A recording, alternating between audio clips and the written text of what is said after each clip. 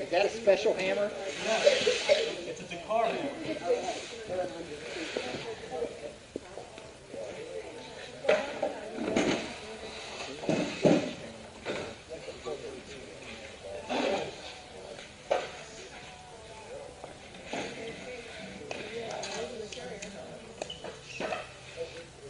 You can see the damage to the water tank down here. This is ultimately what was the demise of my foot. Some of the things that we had to carry were flares, and we had to attach them to the inside, and these were safety flares. So if they got stranded out there, they could notify us or get GPS. We do.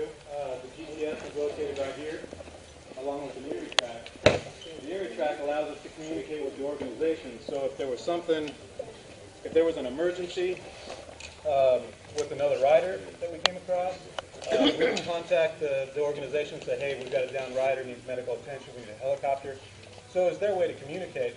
But then if you were down, you know, you had a red button you could push, or another rider could come along and push that red button and get medical assistance to you. We did have, which they took back, a strobe or a safety beacon. That is mandatory to carry. There are, this is what's called the Sentinel, and the Sentinel sent right here. The Sentinel would alert you of a faster vehicle coming up behind you. And at that point in time, you were to pull over and allow the faster vehicle by you. And hopefully it wasn't a big truck that was passing you, as I think you had the experience of a couple of times of running into. Fortunately, they pulled over enough because they pretty much just stopped for anything.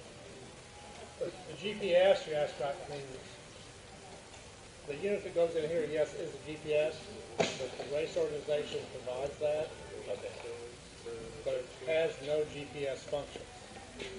I'll try to explain that. When you're within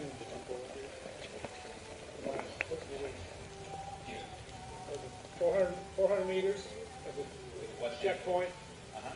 So when you're within basically a little under a quarter mile of a checkpoint, then it will come on and give you an arrow to say it's that way. Okay. So guide you to where you need to be. But you're not navigating to go to this coordinate. Okay. The actual GPS functions of that instrument are not working. Okay. From a safety standpoint, like Scott was talking about, if you push hey, I'm down, I'm injured, if you push the red button, the organization has access to those GPS functions where you are. Like when I stopped riding and called in, that was one of the things they confirmed. It's like, okay, we've got your GPS coordinates, but I had no idea what they were. So how many miles was the entire race around? 5,500. 5,500. Actually close to, yeah, I think it was closer. Almost close to 6,000. The navigation that Mike had to do was all based off of the road book right here. And the road book gives you kilometers, it gives you the directions that you can have. You guys can all come around and look.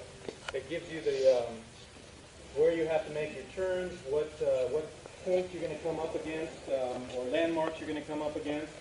It gives you all those little symbols mean something. It'll tell you there's fesh danger, and fesh is basically like a talcum powder, and there'll be ruts, several feet deep, but it'll be covered with this fesh, this talcum powder, and so basically it looks like just the ground. It looks like something you can ride on.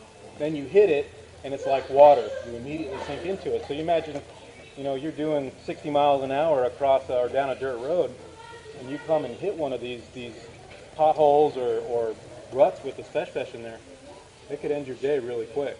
So it was weird too. The fesh, we call it silt out here, or you know, like a talcum powder type consistency.